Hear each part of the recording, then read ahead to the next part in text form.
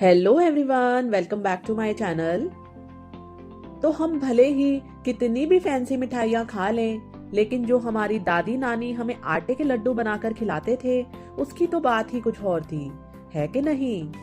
तो आज मैं आपसे वही स्वादिष्ट और पौष्टिक आटे के लड्डू की रेसिपी शेयर करने जा रही हूँ, जिन्हें देखने के बाद आपका भी मन इन्हें बनाने को जरूर करेगा और इन्हें खाने के बाद आप भी लड्डू की अपनी कोई ना कोई मेमोरीज तो जरूर याद करेंगे। तो इन सर्दियों में आप जरूर से ये लड्डू बनाकर खाएं और अपनी और अपने बच्चों की सेहत मजबूत बनाएं। वीडियो शुरू करने से पहले फ्रेंड्स, मेरे चैनल को सब्सक्राइब करना ना भूलें। तो चलिए शुरू करते हैं। तो आटे के लड्डू बनाने के लिए सबसे पहले हम घी गरम कर लेंगे। तो लगभग आधा कप या 4 बड़े चम्मच आप कह सकते हैं, मैंने यहाँ पर घी ले लिया है।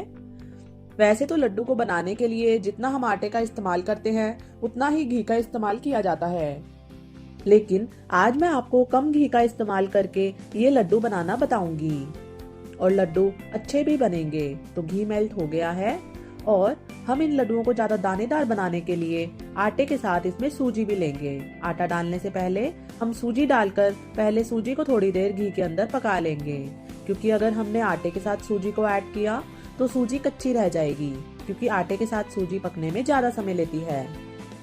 तो पहले हमने सूजी को कुछ देर के लिए पका लिया है और जब सूजी थोड़ी देर पक जाए, पूरा नहीं पकाना है, बस इस तरह से सूजी के अंदर थोड़े झाग दिखाई देने लगे, तब इसके अंदर आटा ऐड कर लें। तो मैंने यहाँ पर 1.5 कप गेहूं का आटा लिया है और अगर आपके पास मोटा पिसा हुआ गेहूं का आटा है यानी चक्की वाला आटा है, तो फिर आपको सूजी मिलाने की जरूरत नहीं है, क्योंकि वो आटा थोड़ा मोटा ही आता है। मैं पैकेट वाला आटा इस्तेमाल कर रही हूँ, इसलिए मुझे सूजी मिलाने की जरूरत पड़ी, ताकि जो लड्डू बने वो थोड़े दानेदार हों, क्योंकि दानेदार लड्डू खाने में बड़े ही अच्छे लगते हैं। अब बस कुछ नहीं करना है, हमें लो फ्लेम पर आटे और सूजी को घी के अंदर धीरे धीरे रोस्ट करना है। तो लगभग इस प्रोसेस में आपको 15 से 20 मिनट का समय लग जाएगा।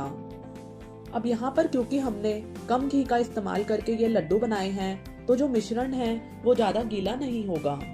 लेकिन आज के समय में क्योंकि कोई भी ज्यादा घी खाना पसंद नहीं करता है, इसलिए हम कम घी का इस्तेमाल करके ये लड्डू बना रहे हैं। तो बस होगा क्या कि ये जो मिश्रण होगा वो थोड़ा ड्राई रहेगा, तो रोस्ट करने में हमें थोड़ी सी परेशानी आ सकती है। वैसे तो कोई परेशानी नहीं है, बस हमें लगातार चलाते रहना पड़ता है और इसे ऐसे प्रेस करते हुए पकाते रहना पड़ता है, ताकि घी भी इसके अंदर अच्छे से चला जाए और ये अच्छे से रोस्ट भी हो जाए। अब जैसे जैसे हम घी के अंदर इस आटे और सूजी को पकाएंगे, ये हल्का लाल होना शुरू हो जाएगा और फिर लास्ट में जब ये अच्छे से पक जाएगा और स्पैचुला को इसके ऊपर हम ऐसे टैप करेंगे, तो आपको हल्का हल्का घी भी इसमें नजर आने लगेगा। साथ ही आने लगेगी इसमें से बहुत ही बढ़िया खुशबू, यानी आटा अच्छे से रोस्ट हो चुका है। तो हमने कम घी का इस्तेमाल किया है और इसलिए हमने स्पैचुला को ऐसे टैप किया, तब घी बाहर निकल कर आया है। वहीं अगर आप ज्यादा घी का इस्तेमाल करते तो घी आपको कढ़ाई में ऐसे ही नजर आ जाता। तो यहाँ पर देखिए आटा अच्छे से रोस्ट हो चुका है। अब मैं इसमें थोड़ा सा, इसको सॉफ्ट भी रखना है मुझे, तो इसमें मैंने थोड़ा सा आधा कप दूध डाल दिया है। तो इसमें थोड़ा सा दूध पहले डालकर अच्छे से मिक्स कर लिया है, फिर बचा हुआ दूध डालकर दोबारा से अच्छे से मिक्स कर लेंगे। तो इससे सारा मॉइस्चर इस आटे और सूजी में आ जाएगा। अब दूध डालने से हमें 2 फायदे होंगे, एक कि इन लड्डुओं का टेस्ट बहुत ही ज्यादा बढ़ जाएगा और दूसरा कि इन लड्डुओं को हमें बांधने में दिक्कत नहीं आएगी। ये देखिए मैंने दूसरी बार का भी दूध डाल दिया है, क्योंकि अगर हम घी का इस्तेमाल कर रहे हैं, कम घी का, तो लड्डू अच्छे से बाइंड नहीं हो पाएंगे, इसलिए यहाँ पर हम दूध का इस्तेमाल कर रहे हैं। तो इससे लड्डू बहुत ही आसानी से हम बांध सकते हैं, बना सकते हैं। अब इन लड्डुओं का टेस्ट और भी ज्यादा बढ़ाने के लिए मैंने ये दूध की मलाई ले ली है। यहाँ पर दूध को जब गर्म करते हैं, ऊपर एक लेयर आ जाती है मलाई की, बस वही मलाई मैं यहाँ पर इस्तेमाल कर रही हूँ। ये टोटली ऑप्शनल है, मेरे पास थी तो मैंने इस्तेमाल की है, आपके पास नहीं है तो कोई परेशानी नहीं है, आप इस्तेमाल ना करें, और है तो आप जरूर से इस्तेमाल करें, इसे बहुत ही बढ़िया टेस्ट आता है। तो बस इससे क्या होगा कि इन लड्डुओं में थोड़ा मावे जैसा टेस्ट आ जाएगा, तो अलग से हमें मावा वगैरह कुछ भी डालने की जरूरत नहीं है। और अब बस सारी चीजों को अच्छे से मिक्स करके मैंने दोबारा तब तक इस आटे को रोस्ट कर लिया है जब तक कि आटा फिर से थोड़ा खिला खिला ना हो जाए। तो देखिए कितना सॉफ्ट आटा आपको दिखाई दे रहा है और एकदम खिला खिला है। तो इस स्टेज तक हमें आटे को भूनना है। तो आटे को हमने अच्छे से रोस्ट कर लिया है। ये देखिए इसका कलर भी कितना बढ़िया आ गया है। अब इसे ठंडा करने के लिए हम एक बड़े बर्तन के अंदर ट्रांसफर कर लेंगे और इसे थोड़ा ठंडा होने देते हैं अब। लेकिन हमें इसे थोड़ा ही ठंडा करना है, पूरा ठंडा नहीं करना है, क्योंकि अगर हमने इस मिश्रण को पूरा ठंडा कर दिया तो फिर लड्डू भी खल जाएंगे, बिल्कुल भी बन नहीं पाएंगे। तो जब आटा हल्का गर्म हो तभी हमें इसमें चीनी मिलानी है। ज्यादा गर्म में भी नहीं मिलानी है चीनी, नहीं तो चीनी मेल्ट हो जाएगी।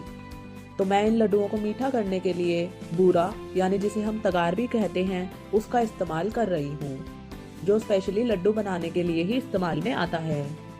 आप चाहें तो इसकी जगह पिसी हुई चीनी या फिर मिश्री को पीसकर उसका इस्तेमाल भी कर सकते हैं, या फिर आप जो देसी खांड आती है वो भी इन लड्डुओं में डाल सकते हैं।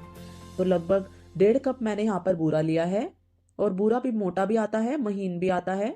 तो यहाँ पर मैं मोटे वाला बूरा इस्तेमाल कर रही हूँ, क्योंकि इसका क्रंच लड्डुओं में बड़ा ही अच्छा लगता है। इन लड्डुओं में अभी तक मैंने किसी भी तरह के ड्राई फ्रूट्स का इस्तेमाल नहीं किया है, तो मैं बस लास्ट में थोड़े से कटे हुए पिस्ता डाल रही हूँ। तो इससे लड्डू देखने में, खाने में थोड़े अच्छे लगेंगे। ज्यादा ड्राई फ्रूट्स मैंने इसलिए नहीं डाले हैं क्योंकि मेरी बच्ची को और हस्बैंड को ड्राई फ्रूट्स ज्यादा पसंद नहीं है। आप अपनी पसंद के अकॉर्डिंग ड्राई फ्रूट कम या ज्यादा डाल सकते हैं। और फ्लेवर के लिए मैंने 1 चम्मच इसमें इलायची का पाउडर भी डाल दिया है। बस अब सारी चीजों को अच्छे से मिक्स कर लेंगे। अभी ये जो मिश्रण है वो हल्का सा गर्म है, तो सारी चीजें अच्छे से मिक्स हो भी जाएंगी। और क्योंकि ये हल्का गर्म है तो इसमें थोड़ा मॉइस्चर भी आ जाएगा, और इस मॉइस्चर की वजह से हम लड्डुओं को इजीली बना पाएंगे। क्योंकि कई बार क्या होता है कि हम आटा वगैरह सब अच्छे से भून तो लेते हैं, लेकिन लास्ट में जब ये अच्छे से बाइंड नहीं होता है तो हम ऊपर से इसमें घी और मिला देते हैं या दूध मिला देते हैं, तो इससे लड्डू का टेस्ट खराब हो जाता है। और ऊपर से जो कच्चा घी हम डालते हैं वो लड्डू में बिल्कुल भी अच्छा नहीं लगता है खाने में। तो इस तरह से अगर हल्के गर्म मिश्रण में आप चीनी मिलाएंगे तो वो बहुत ही इजीली बन पाएंगे। और लड्डू का टेक्सचर भी आप देख सकते हैं, बहुत ही अच्छा आएगा। आपको मैं दिखाऊंगी बना करके। मैं आपको एक लड्डू बांध के दिखाती हूँ। ये देखिए ये मिश्रण अच्छे से अब बन रहा है, तो ये एकदम परफेक्ट है लड्डू बनाने के लिए अब। तो फ्रेंड्स, इन छोटी छोटी बातों को ध्यान में रखते हुए हमें लड्डू बनाते समय ज्यादा घी का भी इस्तेमाल नहीं करना पड़ेगा, और लड्डू के टेस्ट में भी कोई कॉम्प्रोमाइज नहीं करना पड़ेगा। लड्डू बहुत ही टेस्टी बन करके तैयार होंगे। तो ये देखिए मैंने बहुत ही इजीली लड्डू बना करके तैयार कर लिया है, और लड्डू काफी दानेदार भी है, ऊपर से देखने से ही पता लग रहा है। तो बस सेम वे में मैं सारे लड्डू बना करके तैयार कर लूंगी, और इन लड्डुओं को हम लंबे समय तक स्टोर भी कर सकते हैं। ये बिल्कुल भी खराब नहीं होते हैं। हमने दूध का इस्तेमाल भी इसमें किया है, तब भी ये लड्डू 10 से 12 दिन आराम से चल जाते हैं, खराब नहीं होते हैं बिल्कुल भी, क्योंकि दूध को हमने अच्छे से पका कर लिया है। तो ये सेम वे में मैंने सारे लड्डू यहाँ पर बना करके तैयार कर लिए हैं। ये देखिए एक के बाद एक मैं लड्डू बना लूंगी, और आप भी जल्दी जल्दी इनको बनाइएगा ताकि ये मिश्रण ठंडा ना हो जाए। बहुत ही सुंदर और टेस्टी लड्डू बन करके तैयार हुए हैं। और अभी बच्चों के स्कूल भी चल रहे हैं, तो अगर आप उन्हें कुछ टिफिन में मीठा देना चाहें तो ये एक लड्डू जरूर से रख दें। मैं तो अपनी बेटी काशवी को जरूर ही एक लड्डू देती हूँ उसके टिफिन में, और क्योंकि उसको ये वाले लड्डू बहुत ही पसंद है तो वो भी खुश होकर टिफिन फिनिश कर देती है। और ये देखिए इन लड्डुओं का टेक्सचर है ना कितना ज्यादा बढ़िया। तो फ्रेंड्स ये देखिए मैं आपको तोड़कर दिखाती हूँ लड्डू। वाह, इन सर्दियों में आप ये लड्डू जरूर से बनाकर खाएं फ्रेंड्स, सबको घर में बहुत ही पसंद आएंगे। और ये हेल्दी और टेस्टी लड्डू आपकी सेहत के लिए भी बहुत ज्यादा फायदेमंद रहेंगे। तो फ्रेंड्स, कैसी लगी मेरी आज की रेसिपी मुझे कमेंट्स में जरूर बताइए। मेरे चैनल को सब्सक्राइब कीजिए। Bye bye friends.